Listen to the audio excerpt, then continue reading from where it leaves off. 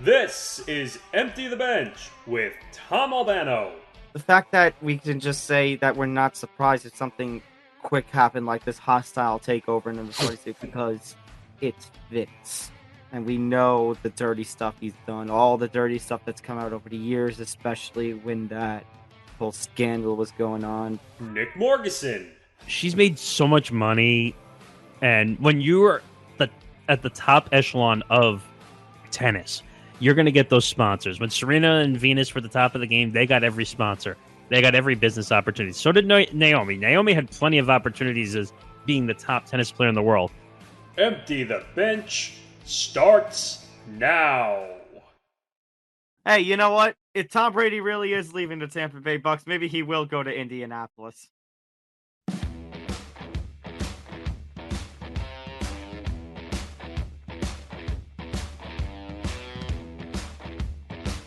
Well, I mean, technically the possibility is now there after this weekend. That was such a great opinion by you. I mean, do I think it's actually going to happen? Let's see here. Probably not. I mean, you know what, though? It fits the whole veteran persona done by the Colts. It does. I mean, what was it? Phillip Rivers, Matt Ryan, and Carson Wentz before that. Yeah. Welcome to episode 168 of Empty the Bench on the Empty the Bench podcast network. Tom Albano, Nick Morgasen. We got a lot to get into this week. A lot of football, so if you're looking for football, this is the place to be. It is recap time. For once, most of our show is actually going to be dedicated to recapping and no real crazy. I mean, we have some craziness. Some of the craziness really just lies within the football. That's true. And make sure you follow our show on social media at ETB Sports, Facebook, Twitter, and Instagram at ETB Sports. Follow the network at ETB Network, Facebook, Twitter, Instagram, and TikTok.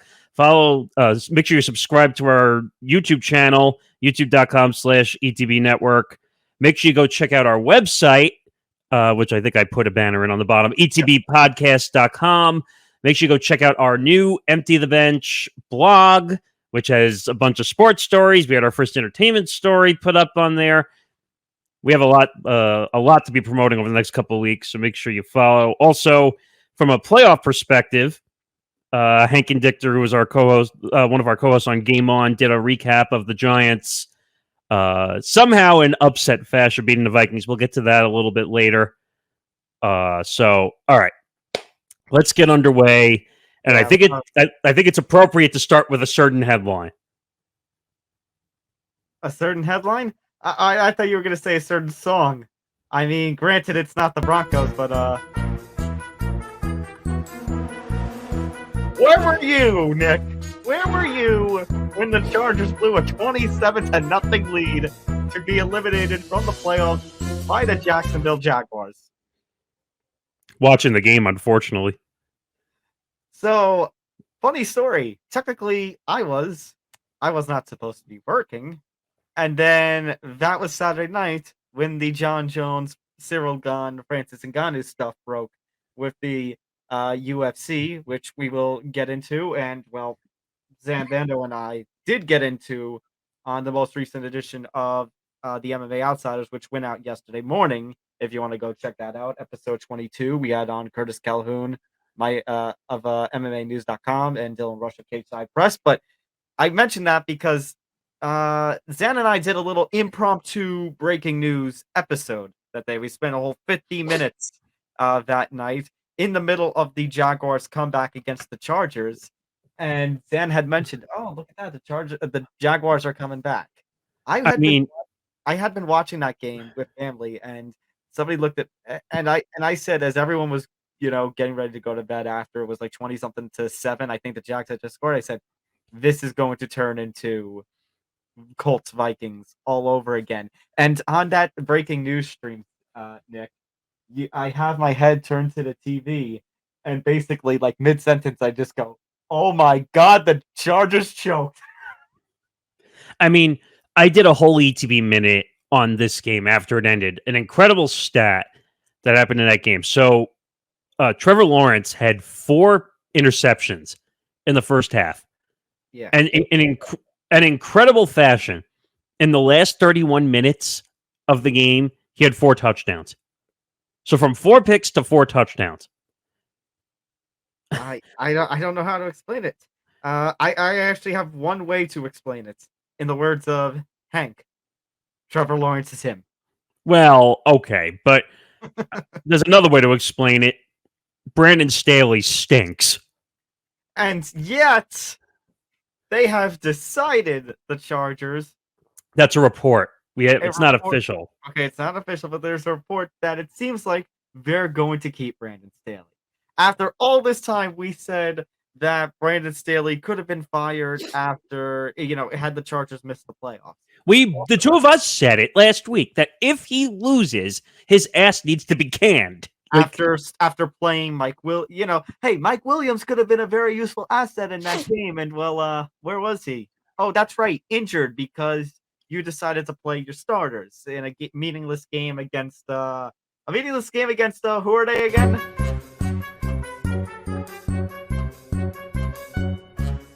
Well, Broncos, you actually did something well for once.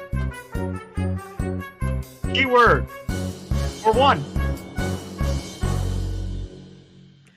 I mean, I was talking to my brother about this game the other day, and he made a good point. You couldn't score like 1 touchdown or 1 field goal in the second half. Like, not one. Something. I mean, you were up 27-0 in the first half. I mean... And I'm sorry, but that takes away from a pretty decent game that Herbert had, going 25 for 43. Could have been better, but 273 yards, had a touchdown. Austin Eckler only ran for 35 yards, but had 2 touchdowns. And honestly, Herbert passed the ball a lot. Gerald Everett had 109 yards and a touchdown. Keenan Allen had 61 yards. Imagine if you actually had Mike Williams in that game. Imagine how maybe you could have gotten another touchdown or so. First of all, you're taking away, like, spreading out the field when you don't have a Mike Williams and a Keenan Allen together. Those two guys have proven that when they're playing together, the field is a more wide open play to use to their advantage. Also, Joey Bosa only getting 1 tackle because Joey Bosa was also banged up from that Broncos game. Okay, I think the point that you and I have made over the last couple of weeks is that he doesn't know how to rest his guys. Let me go one step further. He doesn't know how to control the health of his players. Look what happened. I don't know what week it was when Herbert had the rib injury. But I think it was early on, like in the first couple of weeks of the season, if I'm not mistaken.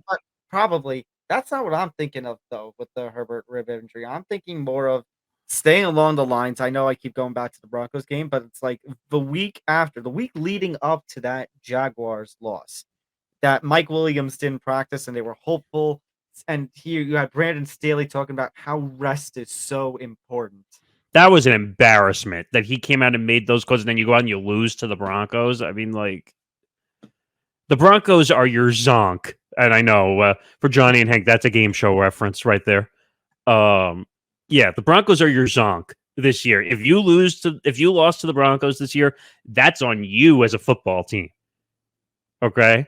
I mean, let's get something clear first of all. I mean, I'm sorry, but here's the sad part when you're talking about, they're the zonk. They have a good team. They have a really good team, but they have an embarrassment of a coach. If they actually have had a coach who can manage a team, a coach who can play ball, maybe this doesn't go bad. And you know what the worst part is? They fired the offensive coordinator, and I think they also fired one of the strategy coaches, if I'm not mistaken. Double checking that. But yeah, Brandon Staley didn't get fired, but no. Why would he get fired? God forbid. Lombardi, yeah, the offensive coordinator, Joe Lombardi got fired, and Shane Day, passing game coordinator and quarterbacks coach, got fired. Okay, so I did remember that. But basically, everyone else got blamed except him. Right. So, but I mean, I know what we're talking about. You could have scored 1 more touchdown. I mean, they did score, 30 points? And you're telling me that it's the offense's fault? Oh, no, this is the defense's fault in every way, shape, or form. But you fired the offensive coordinator who got them to 27-0 in the first half Where's the offensive credit got for them that? to 11, got them to what? 11, 10, 11 wins in the season. Bravo. Bravo, you're fired. I mean, if you're gonna fire, first of all, if you're gonna get mad at the offense, fire the coach, not the offensive coordinator. Now, are they gonna say, "Oh, well, we like Staley, so we'll fire everybody else and bring in a new regime"? Now, last time I checked, just because you change the parts around somebody doesn't mean the same stupidity is not going to happen. And now I'm worried about that offense. Like, are you going to change the whole system again? And are you going to make him ineffective on the likes of Herbert and Eckler? If I'm Herbert, I pay very close attention to next season. And this is going to say, you're going to say I'm going to, this is one of my crazy takes so far for this year. But I say Herbert watches and pays attention next year. And if this crap happens again with Staley, I'm demanding a trade out of Los Angeles. I actually don't blame you. However, I think this is going to be his 4th year. This is actually going to be his 4th. So actually, what's going to be very interesting to see is if they exercise the 5th-year option this offseason. I guarantee you they probably will. They should. He's been great. Right. So what am I saying? They're going to. But that's the only thing. It's like, now your free agency is delayed a year. But I do see that if this crap continues to happen in 23 and 24, especially if Staley's back. Correct. If that happens, I guarantee you what we're going to see this offseason with Lamar is what we're going to see with Herbert. Yeah, but the difference is, I guess technically Herbert has no leverage right now because of the 5th-year option. So right. I said, but I mean once he gets out of the 5th-year option, once it's done. I mean, the only leverage that Herbert has is technically he's going to get a higher contract because he's actually earning the money, unlike Lamar, who's been hurt the last 2 years. Now, but again, you're dangling that carrot because of that stupid Deshaun Watson contract. Exactly my point. So I said, but now the quarterback market's screwed. Right, because you have a stupid owner in Cleveland who decided to give him $300 million plus guaranteed. So now everyone thinks they're worth $300 million. The difference is Herbert has actually played well. He just doesn't have the right personnel, regime-wise, around him. Now, and unfortunately, you see Deshaun's play in Cleveland the last few weeks. If that's going to earn $200-300 million, then what the heck are these other quarterbacks going to earn? It's wide open. And you know what, though? If the owners have to go blame Haslam in Cleveland for this, don't blame the players. The players did nothing wrong here. Watson was offered a contract. He took it. Right. It's such a weird situation. And just moving to Los Angeles with another team and competing.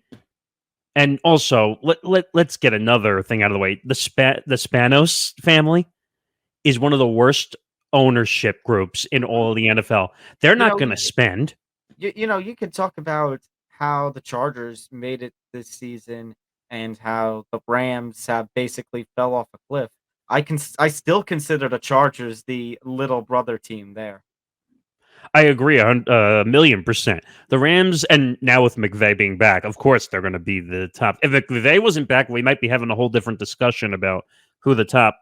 Maybe they evened out. I wouldn't say one would have been higher than the other, but I mean, if the Rams can cut, well, it's going to be hard for them to retool because of all the picks they've traded away already for the next 5 to 7 years.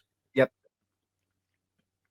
I mean, Spanos is not going to spend. He's got a history of not spending, even though he's one of the richest owners in the NFL. The rumors are that the Chargers would go after Peyton, but here's the problem with Peyton. Peyton supposedly is going to cost 4 to 5 years, $100 million, and a first round, and at least a first round, pick. a mid to top first round pick, which I don't blame them for, by the way, because the Saints hold a valuable commodity, and that's a head coach, which you don't hear very often. That's true. But if I'm the Chargers, how do you not go after Peyton? Let's pull that back for a second. If you're the Chargers, after all of this, how do you still keep Brandon Staley? How? You want to know what his salary is in his contract? $4 million. That's the only reason why they're keeping him, if that's why they keep him. You really think they're keeping him for his coaching excellence? No.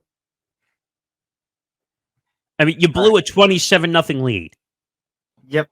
So there is that image that's been going around of the Chargers and Falcons logos kind of merged together, and well, that was really funny, by the way. Moving on to the rest of the wild card games. 49ers, they moved on. They actually, the first half was a little scary against the Seahawks, but then they managed to pretty much blow it open. So, I mean, unfortunately for Seattle, it's what I said the last 5-6 weeks or so that they ran out of gas. I mean, they did put up a hell of an effort in the first half. Going into the half 17-16, Geno Smith actually looked pretty well.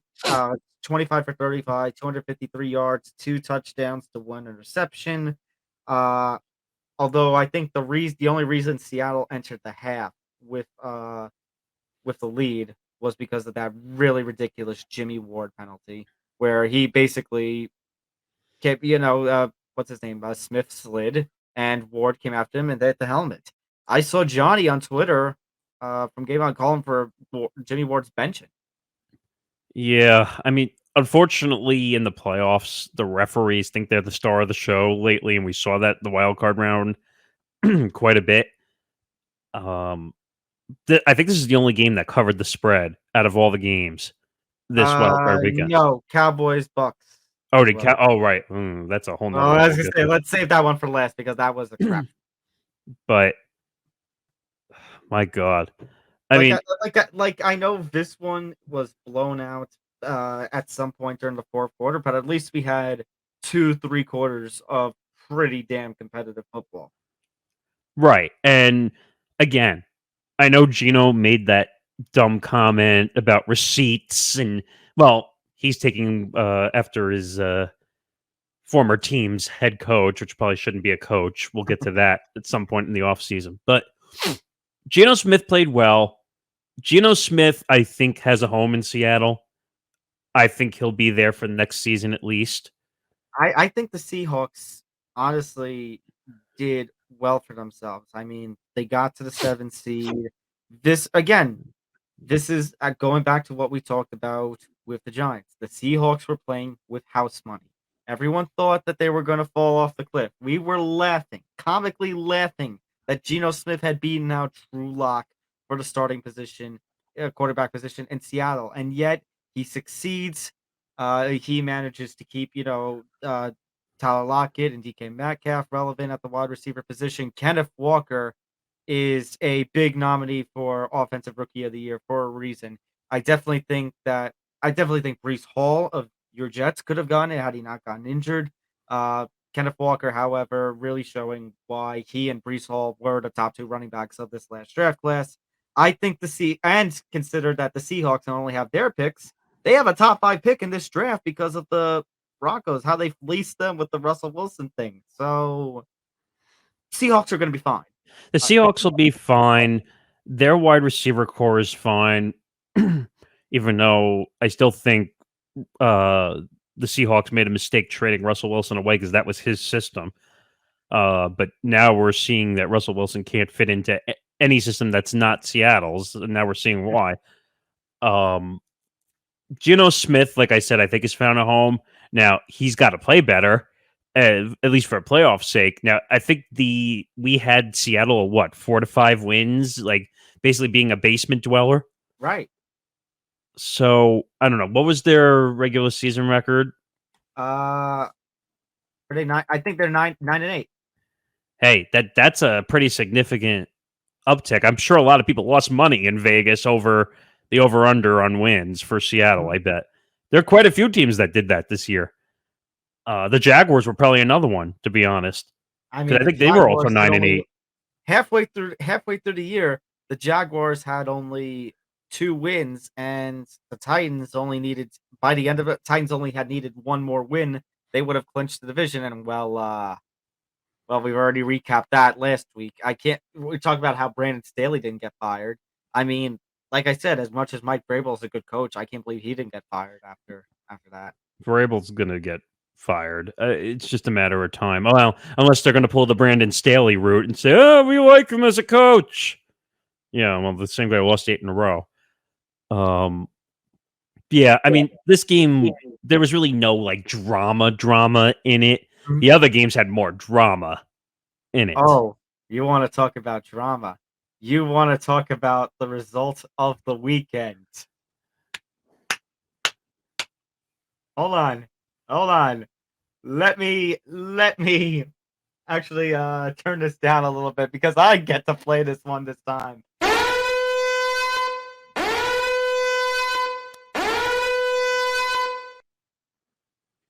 We have upset alert. The New York Football Giants, for the first time since their 2011 Super Bowl season, advance. They make the play. They actually had made the playoffs in 2016, but they win a playoff game. They advance to the divisional round It was their first win since the Super Bowl win, I think in in the playoffs. 2012, Yeah. right? Yep. I mean, I give them a lot of credit. They played well. Now, and I was messaging with you and everybody else in the chat while this game was going on. Saquon was running through the open holes. Like Minnesota was not, for whatever reason, whenever they were the Giants were stacking box, they were not. They were a step behind every time. I don't get it. I think we all said the Vikings defense was going to be a weakness, even though we thought they would somehow pull this out. But I was shocked when the score was already 24-21 in the first half. I mean, if there's if there's somebody, Nick, who you have to give credit to, yeah, you can give credit to Saquon Barkley on the 2 touchdowns, but your MVP of this game was Daniel Jones. 301 yards thrown, 2 passing touchdowns. Actually, there is an underrated player, and honestly, we talk about how the Giants need receivers, and they still do. Isaiah Hodgins, man, He has been played good. absolutely underrated player this season. Not just for the Giants, but he had 105 yards and a touchdown. I thought you were going to have a heart attack on the Slayton drop towards the end of the game. I said if that drop had cost them that That would have been over. It would have been over right there if he had caught it. it would have been. But I mean, there was yeah. What do you but what do you expect from the guy who had the most drops in the NFL this season?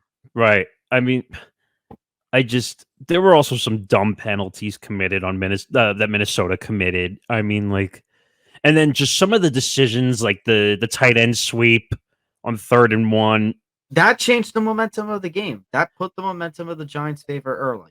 And then I don't know what Kirk Cousins was doing in the fourth quarter on that. You know what my response is going to be? Nighttime fell. Primetime Kirk came in. Okay, but that doesn't count technically. I know you and Johnny did this. Like, hey, it's gonna be prime time by the time the fourth quarter hits. I'm like, you know what? But that screenplay that he called when they needed 8 yards on 4th and 8, I'm like, what are you doing? What are you doing? I don't get it. And it's kind of sad because guess what? Kirk Cousins actually had a pretty decent game, 31 for 39, 273 yards, and a touchdown. I think this takes away, unfortunately, even a little bit from TJ Hawkinson absolutely balling out at 129 yards. TJ Hawkinson was a major acquisition, and I was surprised that they would do it. What was that, an in-division trade, which I was shocked. I agree, but remember, the Lions also had, at the time, it seemed like nothing to play for. Meanwhile, when it came to Hawkinson, I mean, Minnesota had just lost Irv Smith Jr. for the year. Talk about another team that shouldn't have been competing for the playoffs. Well, I want to see something right now. I want to see TJ Hawkinson's contract. Actually, they still have 1 more year on Hawkinson. Yeah, he's not going anywhere. Yeah, I was gonna say I would but if I'm Minnesota, I have to lock Hawkinson up. Oh, yeah, that's amazing. He's better than Irv Smith Jr. Sorry, but he is. But yeah, and to have him, Justin Jefferson, and Adam Thielen in the same system, oh my god! Like it's a massive. You have to keep those guys for Kirk. You have to. Well, And I can't even blame this whole game on Kirk. Like everyone say, like blame Kirk. Like it's not all his fault. The defense didn't come to play. Right. I mean, granted, the check down and the 3rd-and-1 sweep are going to go alongside things like the Blair Walsh kick on the absolute curse that Minnesota is feeling.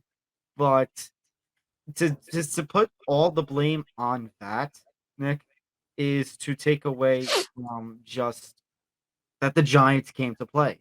The Giants, I think back, this is going to be a wide comparison, but I think back to that 2007 Giants team that played the Patriots in the regular season, fell just short.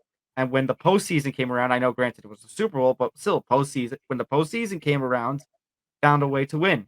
Same thing here. The Giants took whatever, and this has been the credit we've been given to Brian Dable, that whatever shortcomings they had in that first game, they turned it around that second game, and they got the win. By the way, and I'm going to call out someone's performance who's been playing all year well for the Vikings. Justin Jefferson, you're not going to win a game 7 receptions, 47 yards. Yeah.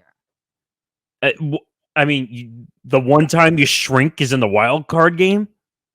When you've been playing well all year, you've been top 2 up there with Diggs, and then you shrink for 47 yards. I mean, TJ Hawkinson was your top guy with 10 receptions, 129 yards. That's not winning football.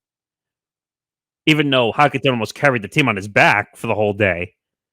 I mean, granted, he's still going to be Offensive Player of the Year, but like I said, he was already named the AP Player of the Year, pretty much. So, but like I said, this is unfortunately my heart breaks for my dad, who I was watching the game with. This is typical Vikings. I mean, and like I said, I can't blame this game on Kirk. I can't. It's not fair to blame this on Kirk. Like in the past, when Kirk has been in primetime games, okay, you could blame him because but the past 2 seasons, he's been all pro material. I think he made what, second team all pro this year. By the way, Kirk went 31 for 39. Yeah. If you're expecting more than that, that's on you as a fan. I mean, that's as close to perfect as you can possibly be. Like I said, the Vikings play great. I know you can talk about the fraud alert, and yeah, maybe there was some question marks around their 13-4 record. But like I said, and maybe this is part of my biasness, but the Giants came to play. The Giants delivered. The Giants knew what the high expectations were to, that they were playing with house money and what they needed to do to beat the Vikings. They got the job done. They were also healthy for the first time in a while. Right. And we have seen, Nick, you think back to those games when we talked about how they were going to be tested when they were playing the Packers early in the season. They were playing the Ravens early in the season, and they were passing those tests. We said, when this team is healthy and this team, doesn't have its setbacks, and guys like Daniel and Saquon come to play, that this team can deliver. And they most certainly did. And my hat's off. Which also, by the way, we'll talk about the Cowboys game in just a little second, but since the Giants are playing the Eagles, if you told me just 2 years ago that 3 of the final 4 NFC teams were going to come from the NFC East in that season that the Commanders won 8-8, I would have told you you're crazy. Right. They said that was like a historical thing. I don't think it's ever happened, to be honest. First time since like 1997 or something like that. I mean, we're talking like over 30 years ago. But just looking at some of the other statistics, Dalvin Cook, 15 receptions for 60 yards. That's not good. That's really not good. Oh, that's reception. That's receptions, though. What about his rushing stats? Well, no, right, 15 for 60. 15. Oh, 15 for 6. Oh, okay. 6 for 10 in receptions. Yeah, so it's total. Oh, yeah, that's what I meant. But you said reception. I'm like, wait. Oh no, 15 carries for 60 yards, which is not good. Like for him, that's not good. When he's not going triple bill like that, that's not good. You're not going to win. Like just looking at the formula, you can understand why they lost by a touchdown. I mean, like, and by the way, Kirk Cousins wasn't sacked. Think about that for a second. Yeah.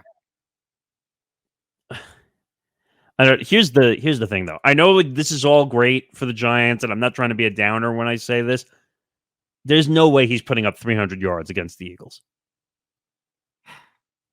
I mean, I'm just happy for the fact I'm using this week to take it all in before. No, it's great. Let me preface that they won a playoff game when no I one. know. I'm saying like I kind of agree. Harsh reality is going to set in on Saturday night. Now, let me preface one thing also. Jalen Hurts is not 100% healthy. Lane Johnson is out, which is major on the offensive line. So, will that affect them in some capacity? Yes. But there are more I don't threats know on if the it's gonna offense be for the enough. Eagles. Like I said, like I told some of my students this morning, the only thing that I am going to hope right now is if the Giants don't pull off the miracle and win the conference title, I just hope it's the 49ers then. I don't want an Eagles or Cowboys team in the NFC. And I know you don't want a Cowboys team as the NFC representative in the Super Oh, Bowl. no. That's just. Um, Everything Cowboys. I just don't want to hear that because then you're just going to hear Jerry Jones like on every, not just RJ and Shan or whatever that stupid radio show is on 105.3 The Fan of Dallas. Yes, I'm insulting radio. I worked in the radio business, big deal, but I can't stand. It's just so bad. It's when I used to work in the radio business and we had spots that we knew every week that they would come up. I'm like, ugh, every time. Like enough. all right. And Stephen A was saying like, "Oh, maybe we'll bring them on first." No, you won't. You're not bringing them on first take. Well, you can't be. Well, Stephen A. can't be a happy man right now. Skip Bayless can be. Before we get to the Cowboys, though, let's talk about the two other games from the AFC. Bills edging out the Dolphins, and That's not a typo. That's not a typo, by the way. Bills edge out Dolphins. Let's be honest. This should not have been a game. I cannot believe the Bills let the Dolphins get this close. And dare I say, I know we took that fallacy of a predetermined outcome, but with the Bills letting up as bad as they did with Skylar Thompson, if Tua was starting this game, the Dolphins would have pulled off the upset. Mm. If the Bills let up to the third stringer like they did. Again, obviously, my line, as I say, fallacy of a predetermined outcome. Would they have played better? Yes, of course, because Tua, every game that I think the stat was every game Tua started, whether he finished or not, they won. So here's my thing.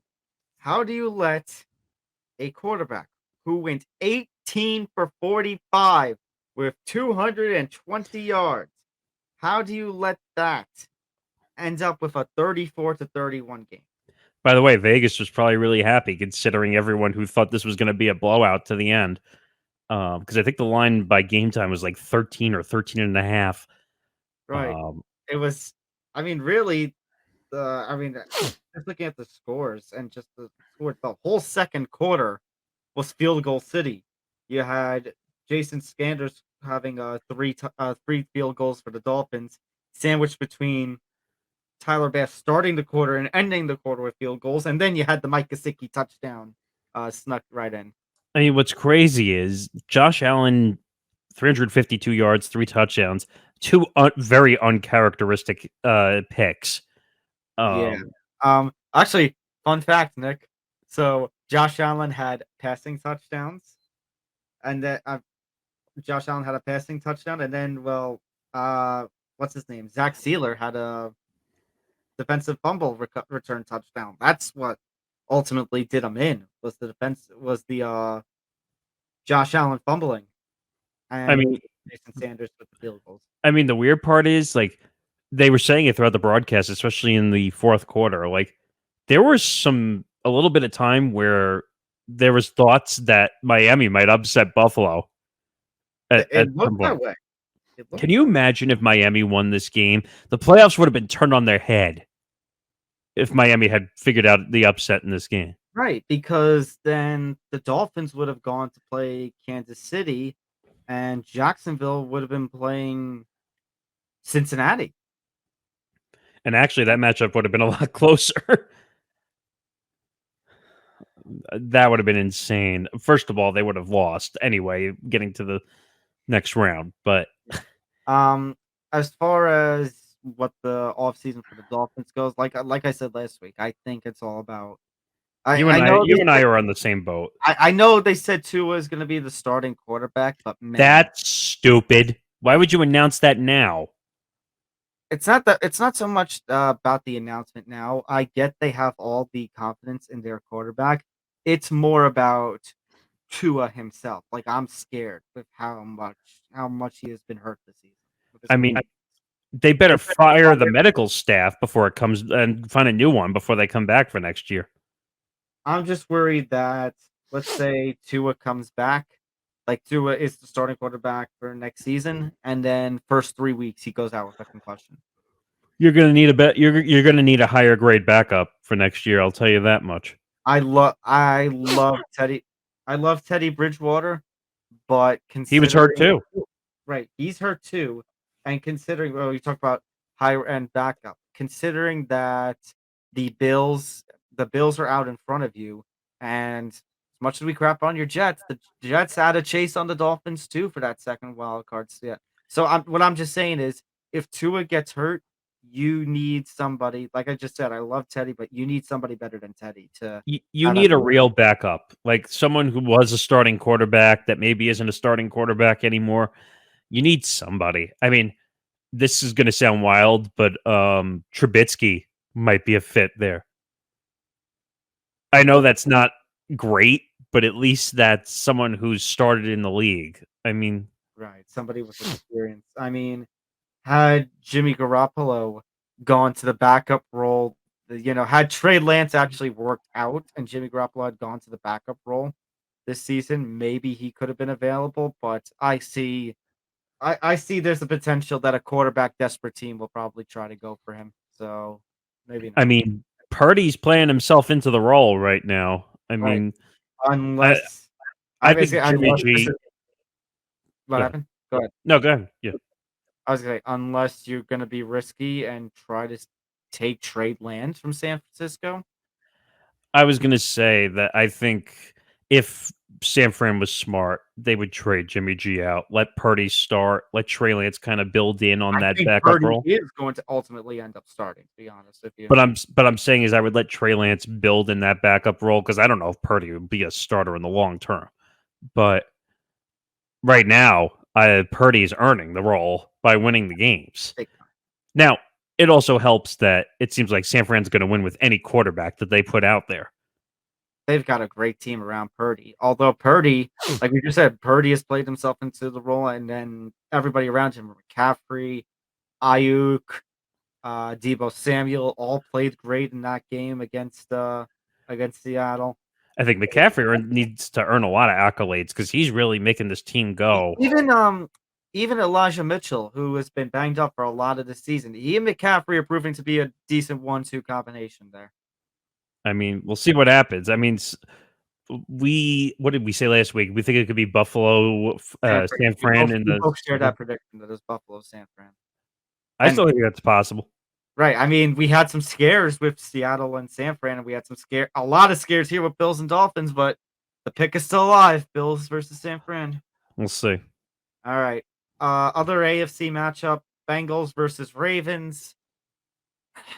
I mean, the Ravens did it again. The Ravens found a way to Raven, and I'll say the play that did it. Tyler Huntley, quarterback sneak at the goal line. Sam Hubbard recovers the fumble, goes all the way for a touchdown early in the fourth quarter. We knew that Baltimore had no chance without Lamar starting this game. I mean, it shouldn't have been this close. It should not have been a touchdown game. But starting Tyler Huntley or Brown at quarterback, you were at a direct mismatch with Burrow right off the bat. I mean, Huntley still threw for 226 yards. And I mean, what happened with this game? The collapse that the Ravens had in the fourth quarter I keep saying the words takes away, but it does. Takes away from a great game that J.K. Dobbins had. 62 yards. Did you see the quote from Dobbins after the game? Yeah. He's blaming Huntley for not getting the football. 62 yards rushing, 43 yards receiving wise. I mean, Dobbins did a lot of work. So did Mark Andrews for 73 yards with the 5 receptions. I mean, I think even if I'm not mistaken, Dobbins said he should have gotten the ball on the goal line and not Huntley sneaking it. Now, Well, here's that's obviously another fallacy of a predetermined outcome. And well, here's what my other response is going to be. Either J.K. Dobbins is going to have to get used to Tyler Huntley, or he's going to have to request for a trade. Because I am with guys like Tree, I am with some of these NFL analysts. I think we've seen Lamar play his last game in Baltimore. First of all, I think the atmosphere in Baltimore is not good. Like No. whatever the management situation there with Harbaugh and the quarterback situation, and there's like a hierarchy there that's not good. I mean, I like Tyler Huntley. I think he could be a good quarterback, but decision making was not great. No. The fundamentals were not great. Yeah. I mean, if what's his name? If Lamar does end up leaving, and where is it? Roman, that's his name. If the Let me try that again. If Lamar leaves and this team collapses around him, Harbaugh and Roman, I think Greg Roman. Greg Yeah. Roman, yeah, I think their time will be coming to an end. Well, I think it already has, because if I'm again, and people are going to say you're hot taking, but I'm not, the Ravens should not sign him. He's not worth the money. I mean, you could franchise him and piss him off, but again, I think I even said that if I'm Lamar and I'm franchised, and I think with what the Ravens have done, he has leverage. I think I hold out and say, "Give me a new home." I don't think he has any leverage. He's been hurt the last 2 years. But What's his leverage? I understand, but guess what? Where's this Ravens team without him? Look what, as much as I hate using this example, and as much as he has downgraded in the last couple of years, especially, and not even including the 22 sexual misconduct, but look what happened with the Texans and Deshaun Watson. Once Deshaun was gone from that team was already sinking after the Bill O'Brien traded DeAndre Hopkins, but it just expedited once the Deshaun held out. Right, and I always think this is a problem with the NFL, and I think it has to do they need to figure this out in the CBA situation. Quarterbacks and players should not be allowed to just say, "I'm out of here." The rules were agreed upon on a franchise tag. The rules were agreed upon on money based on contracts and years in the NFL. But it's pretty clear. Okay, but here's my question. Is the situation in Baltimore, and I'm not talking about football-wise, I'm talking about what you said before with the atmosphere. If you franchise tag Lamar and he does come back and is forced to come back, do you think that's going to be a worse atmosphere and worse locker room than if they had just let him go and basically done a rebuild? Well, I'm going to go back to something I said over the last week or two. If they give him a franchise tag, I think he's going to hold out. So you might not even see him in the locker room. But if I'm the Ravens, that's my right as holding your rights. But it's kind of like the NBA. It's kind of like the NBA holding your bird rights. I mean, it's the same thing. Okay, but now I'm saying, let's say the NFL team gets its wish. You get your wish on the stance on the team, and Lamar does come back, but he hates it there. Is it worse to have that potentially toxic locker room environment? I mean, this is going to sound harsh, but if he's going to be a head case, then just release him off the roster. I think he'd be happy with that. But it's going to look bad on his part as a reputation person. Yeah, but you know what? I know. How he plays, I know. And you know what's going to happen. Everybody's going to come a call, and that's why if you're the Ravens and he does a holdout, you have to at least explore a trade option. You can't let Lamar just walk like that. Yeah, but the problem is, what's his trade value? He's been hurt the last 2 years. Again, look at the quarterback needy teams around here, Nick. I get it, but do you want to take that risk with someone who's been hurt fully for the last 2 years? Nick, someone is going... No. I'm not doubting that. I'm just saying he's not going to get the money he thinks he's going to get. If he thinks... Because I think he said it when he was going through the negotiations this past offseason. He said he wants fully guaranteed money where Deshaun is. But again, goes back to what you said very early on in this segment. who's to blame for that?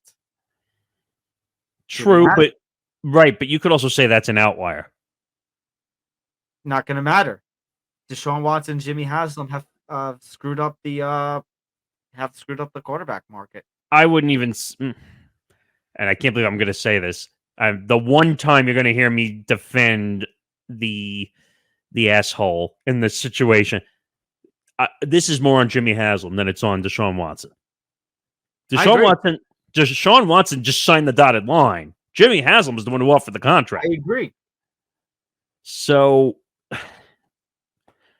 but at the same time, I don't know. Jimmy Haslam is going to make it much harder on the quarterback market this year.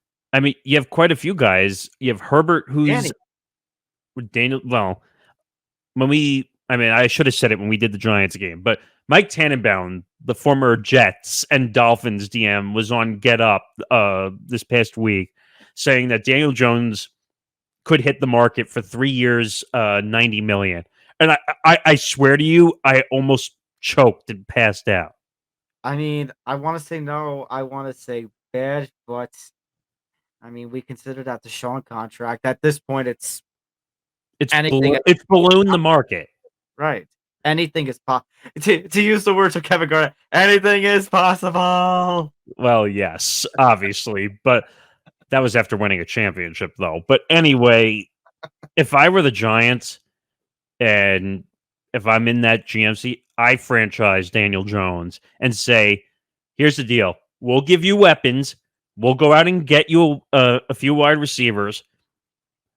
And hopefully Saquon's back. I figure I'd end up franchising him too. But like I've reported, like we talked about a few weeks ago, they don't want just a franchise tag on Jones and Saquon. They want to lock those two up. That makes no sense for Saquon because of the injuries. For Daniel Jones, I could see them locking in on Daniel Jones because at least he's shown some life at the quarterback position that he could play. He won a playoff game. And he won a playoff game. He's passed all the tests. Like I said, at this point now, what you got to do this offseason for the Giants is just get a playmaking wide receiver. And like I said, and I think you agreed with me finally when we talked about this the other day, Hopkins is the guy you got to call for. At this point, now that the Cardinals are making it known, now that he expects to be traded and his value, you're right, is at its lowest, at this point, you got to try. You could probably get him for like you have draft capital, a first and maybe like a low fourth. Like you could probably get him for that, to be honest. I was going to say, I would be very tempted to even use the first this year. Now that it's only going to be 24, 25, somewhere around there. You're not getting a quarterback, so right. If you were getting a quarterback, I would say hold on to that first, but you're not. And wide receivers, I mean, wide receivers, you could grab those in the third, fourth, fifth round. I still think you should call the Panthers for DJ Moore. And then you said also Shark was another one. Oh, DJ Shark. He's a free agent, though. He's a free agent, though. You don't have to trade for him. Okay, so you can go get him. I mean, but you need to get weapons improved and basically say, hey, Danny, we're getting you weapons. Now you got to go out and earn the wins and play better. Keep doing what you're doing now that you have the weapons. We'll see. All right, one last game to talk about, and I mean, this game was just. I need to find this. Oh, I found it.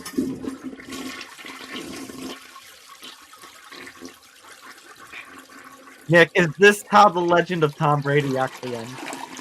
Oh. Does this kind of matter? It's not going to end. I'm going on the record right now. He's coming back next year. I would think so because holy crap. I mean, I don't know what's more unbelievable. The fact that the Bucks I couldn't say unbelievable because honestly, Nick, I think let's face it. There were quite a few football pundits that bought into the Cowboys coming with negative momentum and big playoff Tom, kind of overlooking the fact that the Bucks entered the playoffs as a 8-9 team, with a losing record.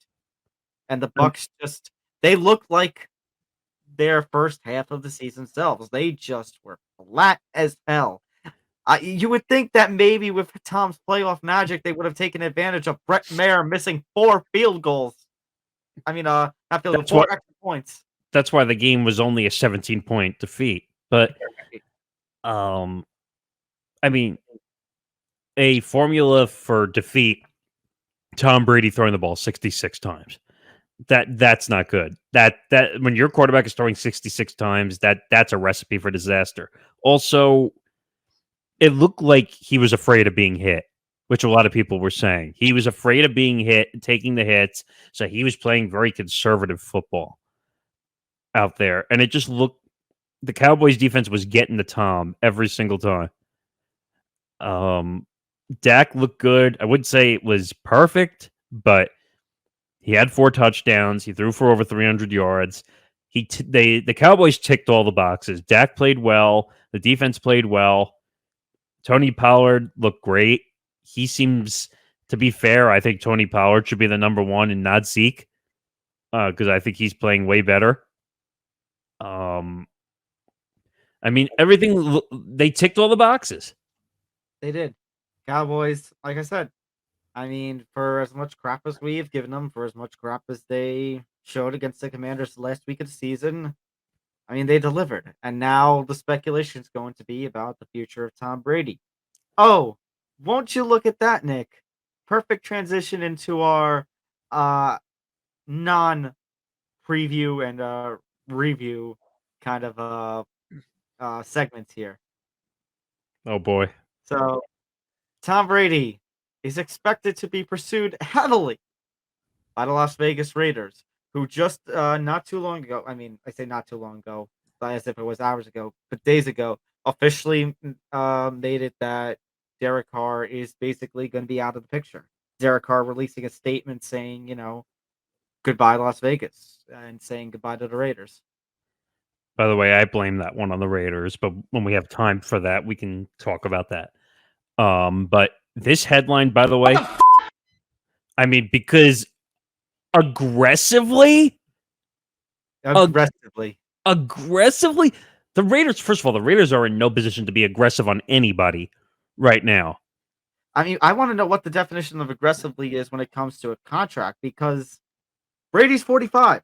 This is the age he said he'd be done. I mean, what are you going to do? They'll give him a 2 or 3 year deal and then he's going to retire after one season? I mean, the Bucks are kind of at a loss value-wise because they can't franchise him because of the way his deal was set up. And he has this provision that basically guarantees he's going to be walking. He's going to be a free agent. But the only thing about the Raiders and the aggressive play is I think they're kind of forced to have to try and find a superstar superstar quarterback now that you've pissed off Devontae Adams, because you traded away. I mean, you're either going to trade or release away his college teammate. The reason why he was traded from Green Bay to Las Vegas after basically Aaron Rodgers priced him out in Green Bay.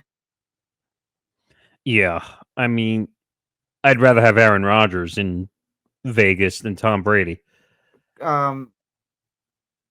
Also, I'm sorry, Nick. Sorry to interrupt. I thought you were going to say something, but also, if you're going to talk about aggressive, you know what you should be doing, Raiders, that should be more aggressive than going after Tom Brady? How about not letting Josh Jacobs walk?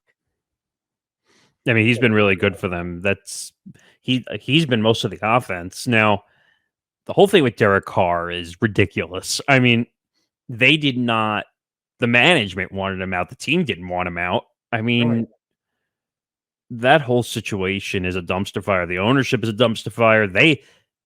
Who was it? Was it Davis? The son was seen with that woman, and that led to a whole public relations nightmare about who that woman was. I mean, and did you see what they did in the last Raiders game? That someone brought a sign in about the ownership, and they escorted the fan out. And Carr, yeah, and they escorted them out. I mean, this stadium is just an absolute dumpster fire. Oh, and by the way, complaining about not enough Raiders fans are showing up. I mean, granted, I've been talking about how Las Vegas is a big sports city, but you know what? Also, Las Vegas is more than a successful expansion sports city. Oh, I don't know. isn't it a place, Nick, where you can go gamble and you have tourists from all over the Yeah. country? Like, you should be more happy about the fact that your stadium is filled rather than the fact that there may not be as many Raiders fans as you'd like, wouldn't you?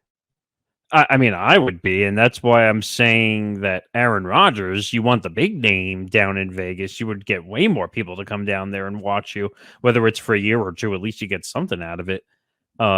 Him and Adams? Adams would be. Can you imagine having those two back together? That would be something. But what the hell are you trading for Aaron Rodgers? I mean, No, I don't know what I I don't know what leverage, what really the Raiders could really give on that one. I mean, were you the one who jokingly said it would have to be Devontae Adams? oh yeah, give Devontae. Oh, you know what I think is a real possibility when it comes to the Raiders, more than Brady or Rodgers. I think there's a real possibility. Chicago Bears could trade the number one pick to the Raiders, and then they go after either CJ Stroud or Bryce Young. But what are the Raiders giving up for the number one pick? Devontae Adams. Oh, so you think they're going to go the Give opposite way? Give Justin Fields a huge playmaking receiver in Chicago. But I'm saying you're going the opposite way. You think they're going to rebuild. Yeah. I mean, it's going to be tough for the Packers to trade Rodgers' contract. That's going to be the big animal in the room, because I think Oh, he's making like 55 million or something next season. It's crazy. I'm glad you bring up Aaron Rodgers, by the way, because here's the next headline. Oh, look at that. It's Aaron Rodgers. So, the general manager of the Green Bay Packers, what's his name? Brian Oh, yeah, I know who you're talking about. Ugh. says that basically he is going to let Aaron Rodgers take his time. You saw Aaron Rodgers after the loss to Detroit basically said, somebody wanted the jerseys off, and he said, I need to hold on to this one. And we said, and let the speculation begin. Aaron Rodgers is not going to make this easy. He went on McAfee the other day and basically was like, well, I either have to be I have to be fully in mentally or physically or not." And he's like, "Oh, I can have another MVP season." Okay. So we're Okay. gonna have the drama of the last two off seasons all over again. Aaron Rodgers first needs to get his head on straight. Stop worrying about getting tattoos. Stop worrying about breaking up with women, and now he's dating the daughter of the Bucks owner, the Milwaukee Bucks owner. Oh, I thought you were at the Tampa Bay Bucks. I was gonna say No. Tampa Bay confirmed. No. No. Wait, Aaron Rodgers is going to cross sports. He's going to go play for the Milwaukee Bucks. That would be something. But I don't see this playing out anytime soon, if that's what you're wondering. I mean, same thing with Brady. Like, everyone's saying, like, oh, well, is Brady going to hold Tampa hostage? First of all, I don't think he's going to be back with Tampa. So, in my opinion, Tampa should just move on and be done with that. I mean, if you're Tampa, I still say still try to make a play. But at this point, with your Tampa, you also need plan B, plan C. All the way to Z. All the way to Z, yes. This statement means nothing, though. Like, this is kind of a, yeah, duh statement from the Packers GM. I mean, what are you going to do? You're at the mercy of Aaron Rodgers. You have no choice. You're at the mercy of this gentleman right here. RELAX. Well, somebody's got to do it. If somebody's got to do it. I know. I'm tired of Aaron Rodgers. I'm tired of everything that he stands for as a human being. Like, what's next? Is he going to date an alien from outer space? I mean, like, Nick, chill. RELAX.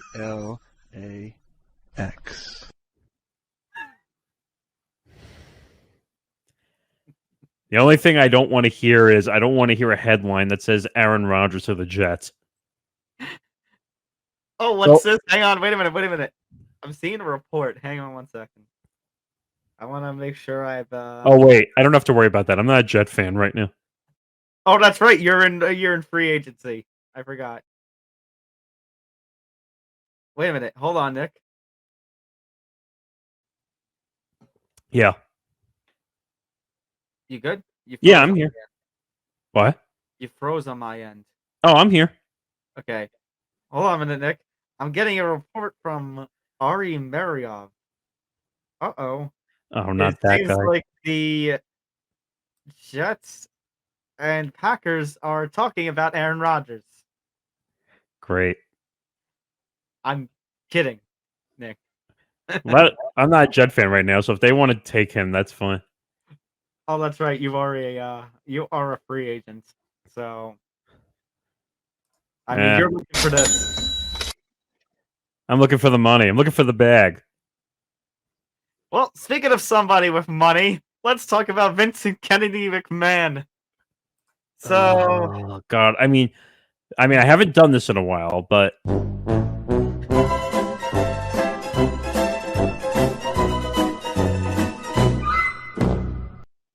remember all that we talked about with of Vince saying, oh, I'm just here to help facilitate a potential deal for, the WWE, a potential sale, if you will. Well, I don't know about that because Stephanie McMahon is out. Apparently, Vince McMahon, in some reports of Wrestling Dirt Sheets, has been trying to give suggestions of how certain departments are quote doing things wrong. He just put out a thing of something about the shareholders that he doesn't. Hang on, let me double check this. Let me double check the this report. story is just hilarious to me. I mean, I said it in the promo. I'll say it here. That oh wow, father daughter issues. It's a professional sport about fighting. So there's the whole thing where basically he filed something that basically says he doesn't need shareholder opinion to make final decisions. He's going to be the one and only person. Obviously, he's the majority shareholder, but doing a move like that.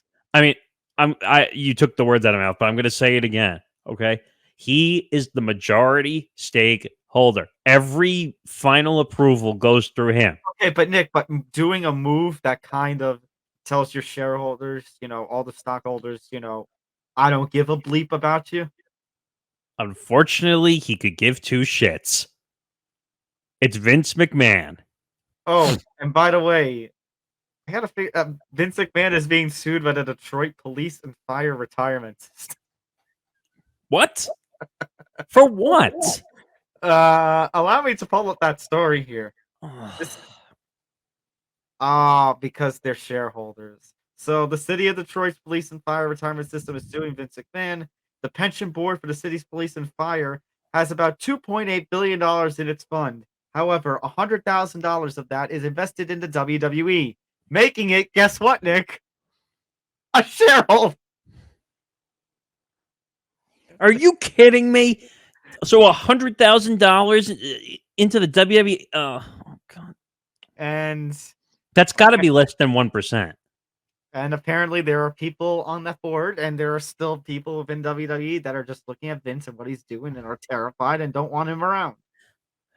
And I told you that he's basically a figurehead. Well, a figurehead with power, which you don't hear very often. Vince will always have power as long as he's the majority stakeholder. That's a big thing. He's never going to get the majority.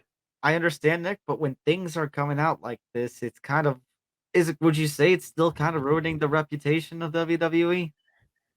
I mean, you said it last week where Vince is kind of needed. He's kind of the guy.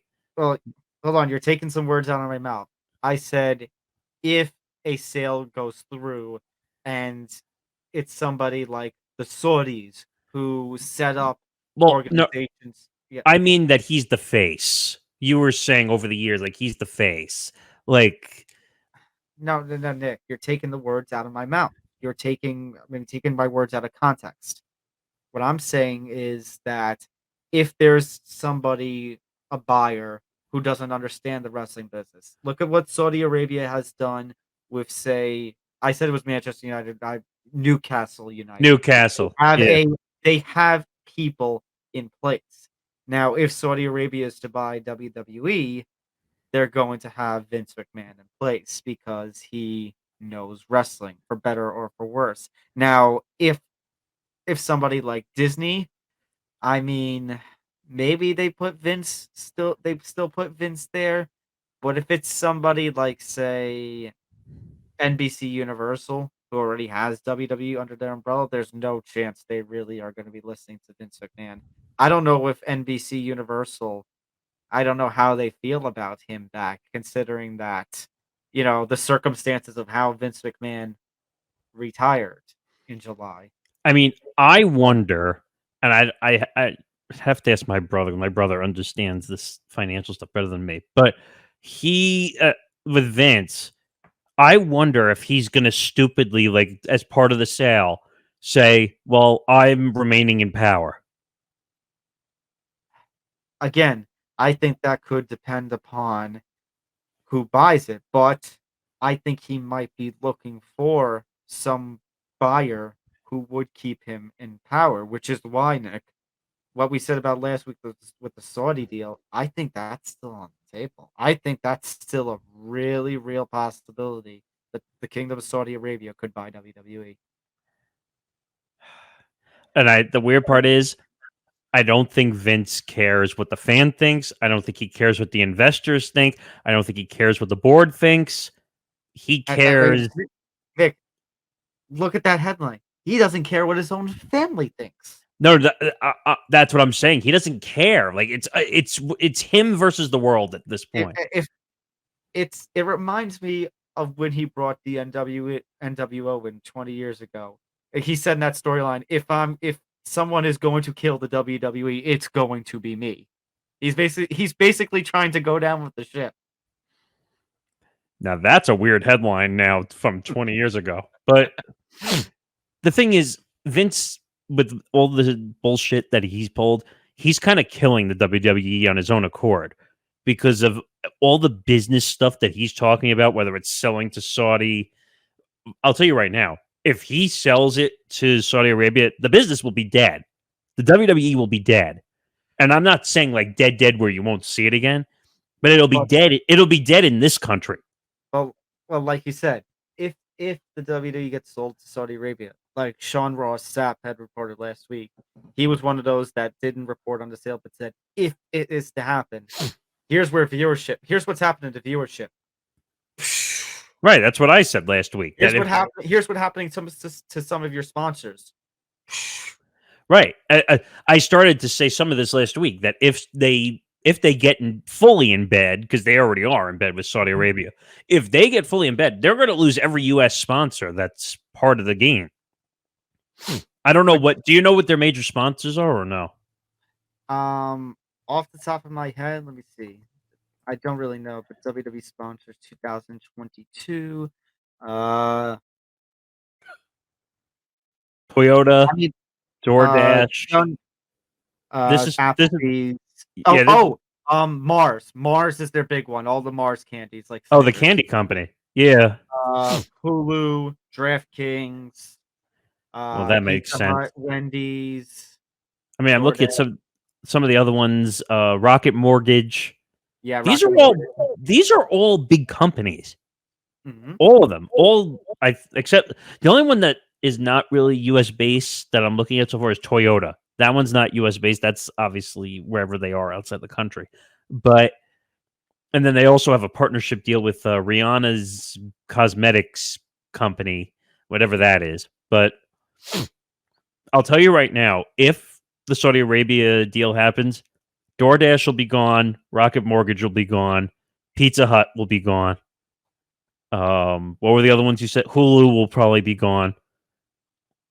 The Rihanna one is up in the air because she's technically not from the U.S.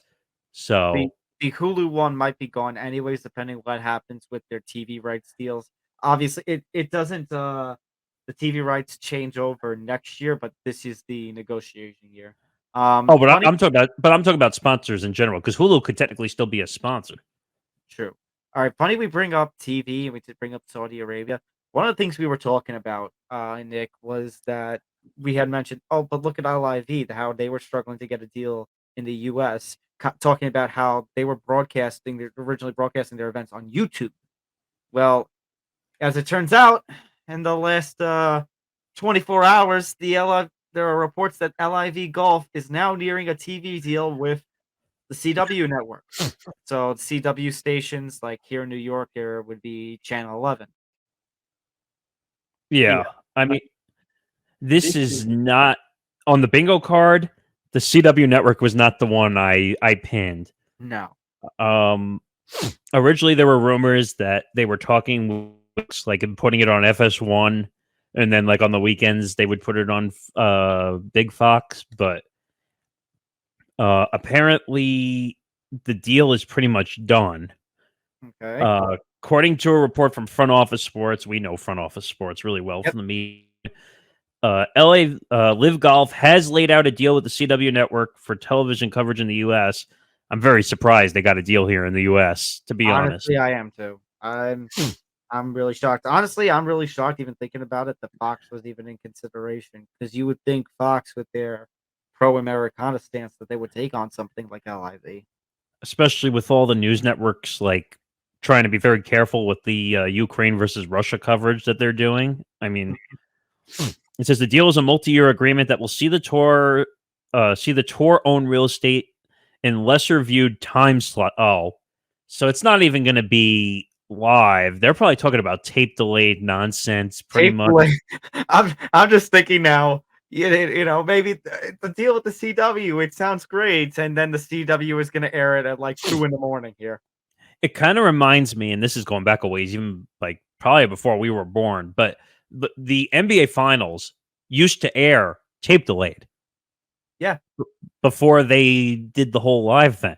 Yep. As shocking as that sounds, that's how it started. So it says LIV Golf television analyst David Faraday, who had just left Golf Channel to go be an analyst on that Live. I wonder how that's working out for him now. But hinted that money. it's true. Well, they have so much money to piss away that they're just giving it away to people. Yep. But it says he hinted that the Upstart League could potentially have a deal in place with the CW network for American television rights. Let's see. Faraday reportedly told a crowd during a stand-up comedy show in Florida, "Have you heard of the CW? I might get fired for this, but according to report..." Oh, so basically he's basically giving away the deeds before it was officially done. Whoops. But let's see. Sports Business Journal reporter John Allman had previously reported a deal between the Saudi-backed Breakaway Golf Tour and the network was likely. Nexstar Media Group, which is the majority owner of CW, there's 220 affiliates of the network for television stations, and then it says there's rumors of an acquisition of LIV's golf rights coming on the heels of CW network. We'll see how that really plays out. And they're also talking about putting college football on the CW network also. That would be interesting. I wonder what conference the CW would have. It's going to be a no-name conference, I'll tell you that much. Probably going to be a smaller conference. Maybe even an FCS conference. All I can say is I'll be curious to see how long this lasts when Nexstar Media Group starts getting backlash for putting the LIV Golf Tour on CW. One story I do want to bring up here, that I don't know. I can't say I'm getting sick of, because I spent an hour and a half talking about it the other day on MMA Outsiders. Feel free to check that out. It's MMA Outsiders episode 22. Myself, Zambando. We're always every week talking the latest in MMA.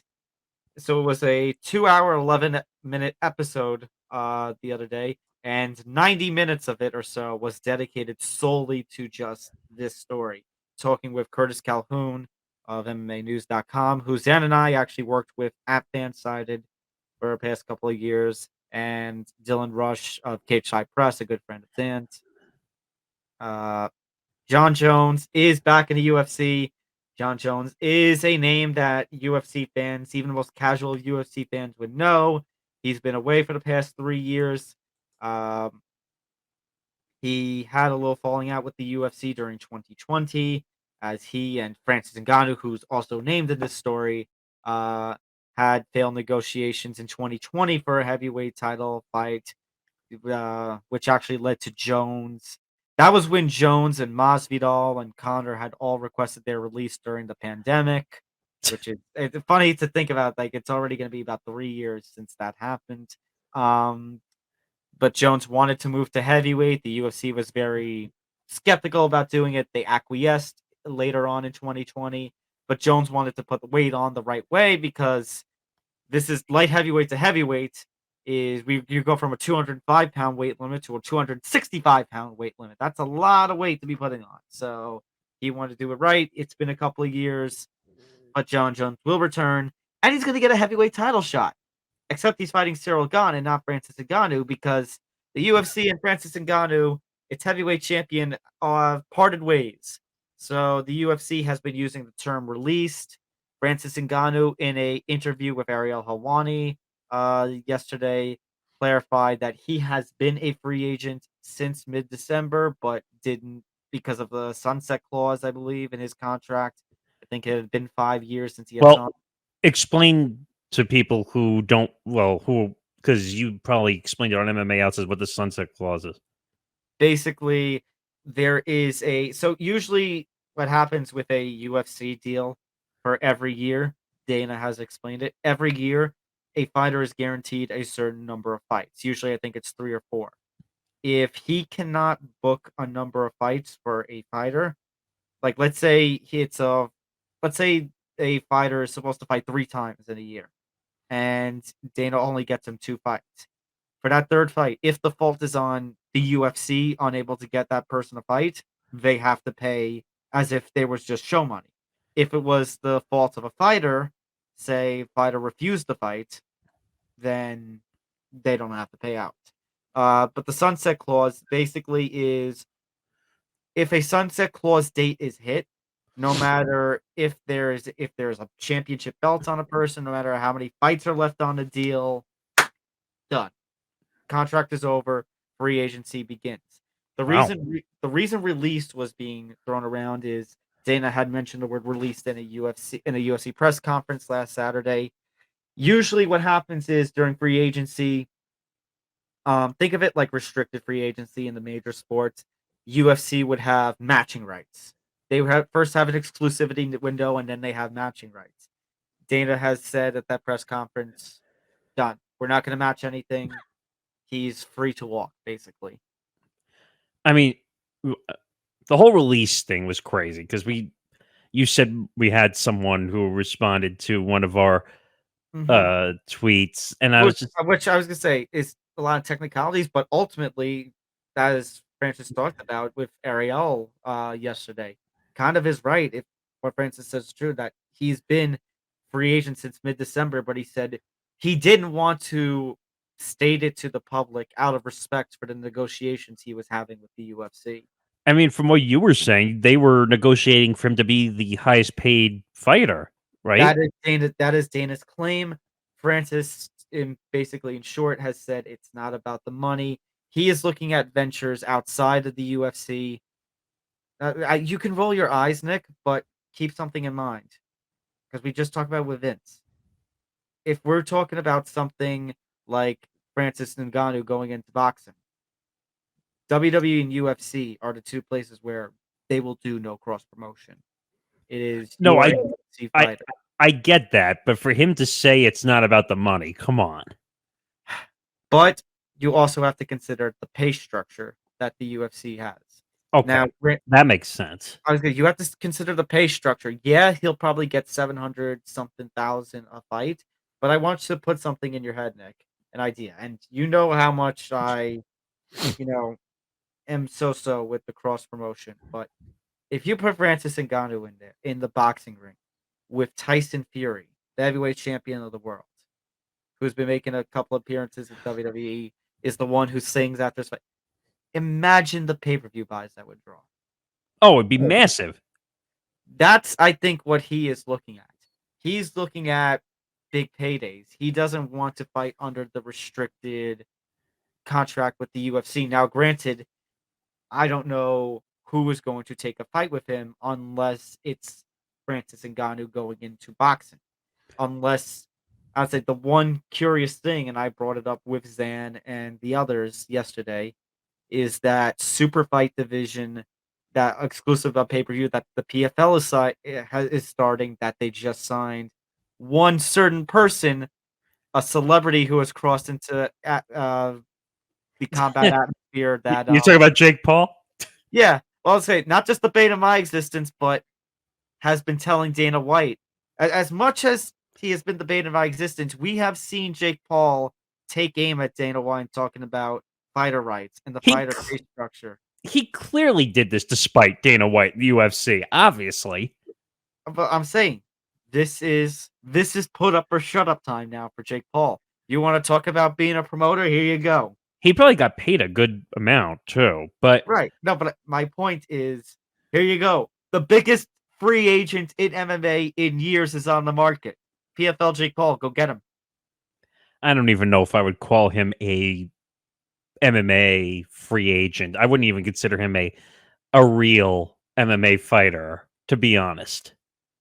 Francis Ngannou? No. I think we're talking about Jake Paul. No. But yes, no. Francis, he can get whatever he wants. He's considered the top dog free agent to go where he wants. Yes, I was just saying because we were talking about Paul. Like he could. No. He would have to go earn him in the promoter's hat, basically. Right. First of all, I think Ngannou will get whatever he can have a bidding war between multiple companies if he wanted to. Now, what I don't understand is why are we not seeing like another Mayweather McGregor? Because I said it. Dana hated it the first time. Do you realize how much money that made? He hated working with Showtime. Nick, this is the selfishness that the Dana White's and Vince McMahon show. That made so much money. Remember what the UFC's thing is. Francis Ngannou doesn't want to be here. We move on. That nobody is bigger than the UFC. Now, I've said on this show, when it comes to Conor, I think that's BS. I think Conor is bigger than the UFC. Like Conor or not. Are you talking about popularity or value? Yes. I would say for popularity's sake, he's definitely for sure bigger than the UFC. Value, I question in some aspects. Let me put it in a better way. Nobody is going to get the amount of pay-per-view buys for the UFC that a Conor can bring. So I'm using Conor doesn't need the UFC. The UFC needs Conor. Well, first of all, Conor got the fat check from being in the Mayweather fight, so technically he doesn't. He got $100 million off one fight, but I mean, you could say something about Ronda, though, couldn't you? Not really. Ronda was kind of damaged goods after losing to Holly Holm. Right, but I'm saying she's still a name. She's still a brand. She ended up at WWE. Now, obviously, when you see a UFC or an MMA fighter go from that to WWE, to me, and maybe it's different to you, it seems like almost like a trying to save the brand, so to speak. What do you mean save the brand? What Ronda tried to do, like, because she lost her fight at UFC, it's like, all right, I'm just gonna go off the WWE because then the pressure's off me. I mean, again, Ronda's kind of, even in WWE, I'm not sure how many fans really have started to, Ronda's popularity is tipping. We're talking way too much about this, so if you want to learn more, go check out MMA Outsiders episode 22. Zan and I really break it down with Curtis and with Dylan. I just had one more question, though. What about Masvidal? Because he was big on top of the mountain. Now, all of a sudden, the big question mark is over his head now. Oh, it's too bad we don't have the cricket chirping sound effect, because that's it. No, we don't know. His career kind of like dissipated and fizzled out. Yep.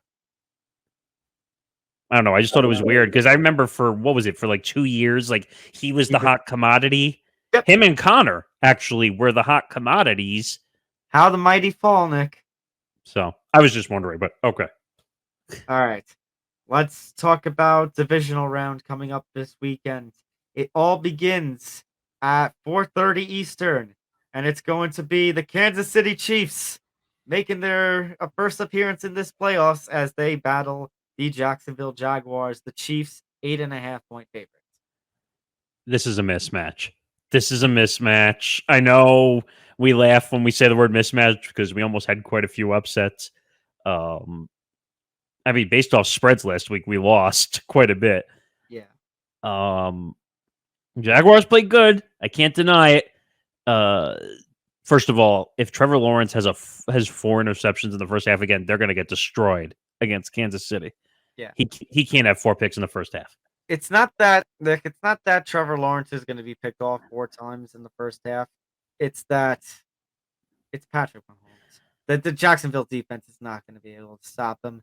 I think that there's a potential that the Jaguars could cover the spread. I actually think so. I think there's a possibility if the Jaguars come out and play right.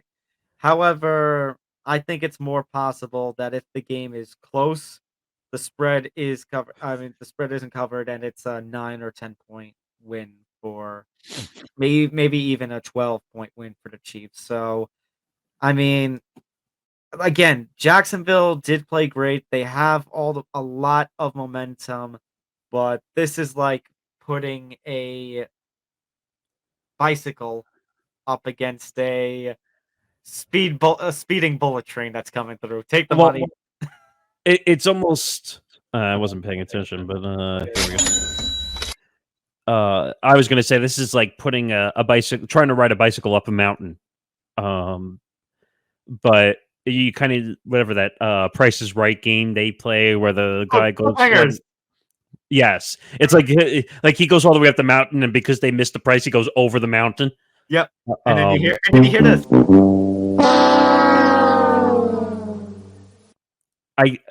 This is definitely a mismatch. I mean, the Jaguars Chargers matchup was way closer because those teams were way closer competition wise. Yep.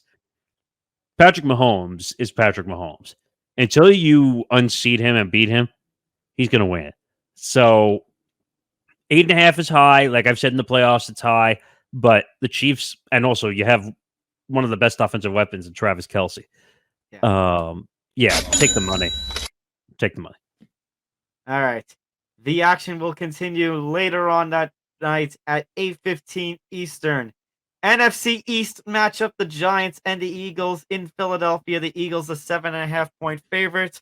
There will be an NFC East representative in the NFC Championship game. There may even be 2, depending on the results of the game we'll end on. But for now, Giants versus Eagles. Eagles 7.5-point favorite. I think I kind of said it earlier. My heart's going to be with Big Blue. However, if Jalen Hurts does play and Jalen Hurts is active and ready, this one, although Nick, actually, sorry for the Giants bias to come out, but make a little point here. The Giants only played their backups in Week 18, and they actually ended up only losing by 6. This is a weird game. I mean, that's the thing. Like 7.5, I think that's actually not bad. I think that's a good Vegas pick right there. It's not bad. The matchups are all in the favor of the Eagles. The quarterback situation's in the favor of the Eagles as long as Jalen Hurts is healthy. Mm-hmm. The offensive options are in the favor of the Eagles. Daniel Jones is not going to throw for 300 yards against the Eagles. The Eagles are a better defense than the Vikings. Not that they're perfect by any means, but you're going to get more aggressive defense out of the Eagles. You're going to be pressured early. If you don't stop the Eagles, they're going to run away with the game. AJ Brown and Jalen Hurts has been the combination of the year. The Giants are going to be mismatched in this game, to be honest. They don't. If they had wide receiver threats, this would be a closer game. They don't have them. And The Eagles are going to play stack box. I'm telling you this whole game. Because they're not going to let Saquon run. They're going to force Daniel Jones to throw the football. So I'm taking them off. I'm going to go this direction. I think it's very possible the Giants can cover, if only barely because of the we've been talking about it for the last couple of weeks with Johnny and Hank. The hook. 7.5. I think it's possible that 7. It could only be 6 or 7, and that is technically a cover. But that is where my Giants fandom will. That's where my Giants fandom supports. Throughout this playoff run, and that's where it's going to. It's going to crash. I see Philadelphia taking this one. I mean, Dable definitely has to be a Coach of the Year candidate for sure. I just don't know if he'll win it, but I don't know. Maybe if they could be aggressive and try to put the first couple of scores up on the board, who knows? But I just don't see it that way. All right. Now for the other side. On January 22nd, on the Sunday, 3 p.m. Eastern, it's a rematch of, the Monday Night Football game that sadly got interrupted. Over this time, however, we're not in Cincinnati. We are over in Buffalo. It is the Bills hosting the Bengals, with the Bills a 4.5-point favorite. Nick, let me start with a question that's been thrown around social media. Do you think this game should also have been a neutral site game, considering the circumstances? With that, if the Bengals had won, they would have been the 2 seed. The Bills would have been 3. No, because they both have the same disadvantage. They both were off by a game in the record. So how can you be in a neutral site game if you both have the same records or the same amount of games played? So if there was a mismatch in the games and the records were not the same, then you could play a neutral site if you really needed to. No, this can be played in Buffalo. It's interesting though, because I think the Bengals have really played well. They're healthy again. Jamar Chase is back. This game is going to be a fight to the end. I really do. It's going to come down to who can make the stop. I think this is going to go touchdown for touchdown. I really do.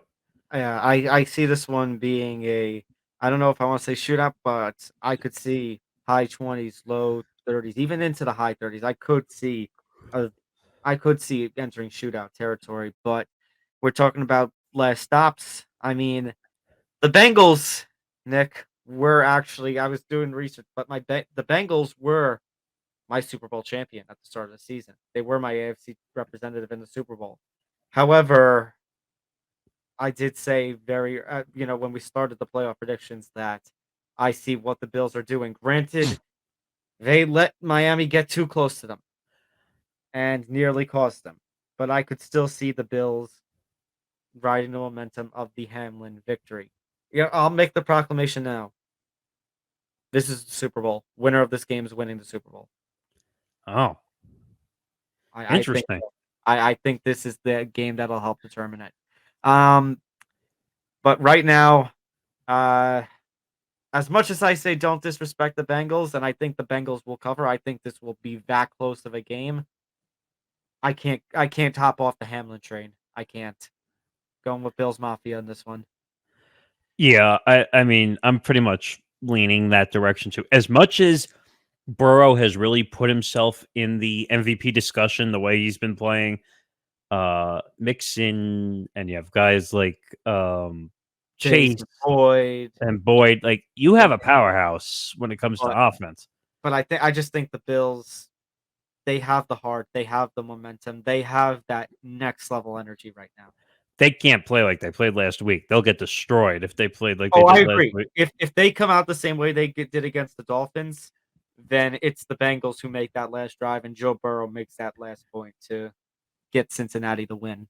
They can't come out flat. If they come out flat like they did last time, they actually had the lead. They were up 17-0, and they blew the lead by the end of the half. I think it was tied at 17. But I just think, and call me crazy, what I was saying before, but I can see either of these two teams beating the Chiefs. I honestly can see it. But the Bills, we already did see it, like very early on in the season.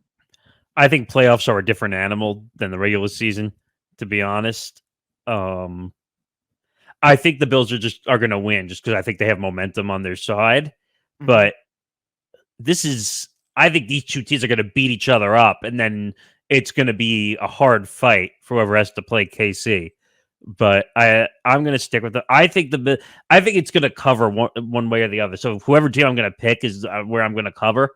So I think the Bills win, and I think they're going to cover. I just think the energy is there. All right, one last game to talk about. How about them Cowboys, unfortunately? They'll be playing at 6:30 on Sunday night, taking on the San Francisco 49ers in San Fran. San Fran 3.5-point favorite. Here's what I'm going to say. Here's where I'm really going to let my Giants fandom out because, again, I said if the Giants can't make it to the NFC title game, if they can't make it to the Super Bowl, I don't want to see the Eagles or how about them Cowboys making it.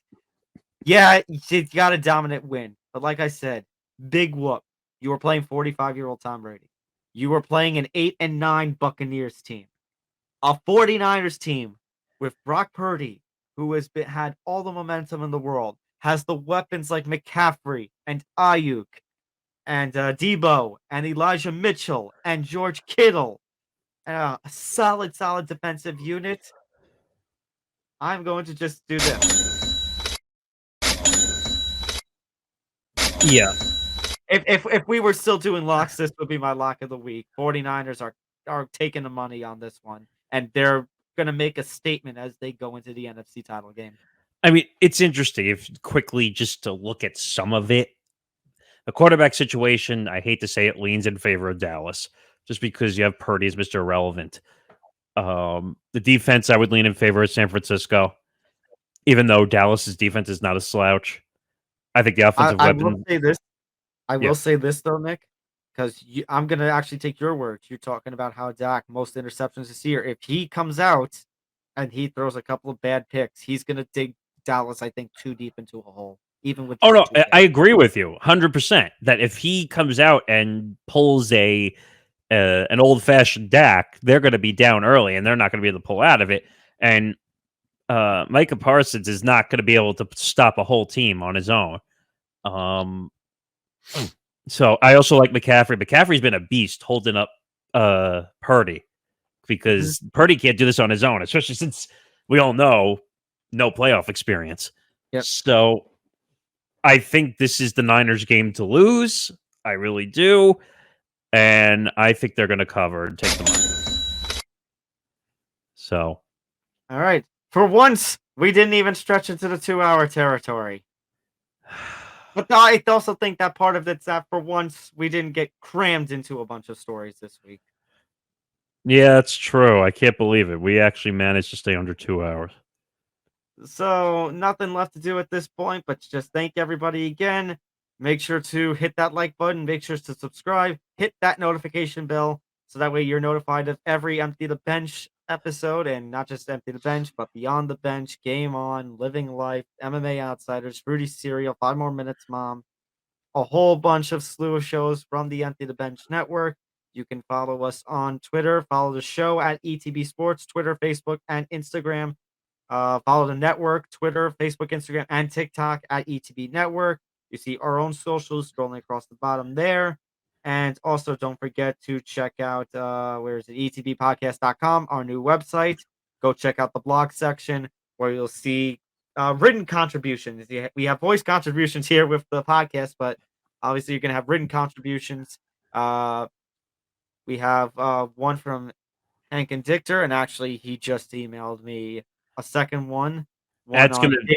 I already got a little privy to that one. That one is gonna be on Dave Gettleman 2022.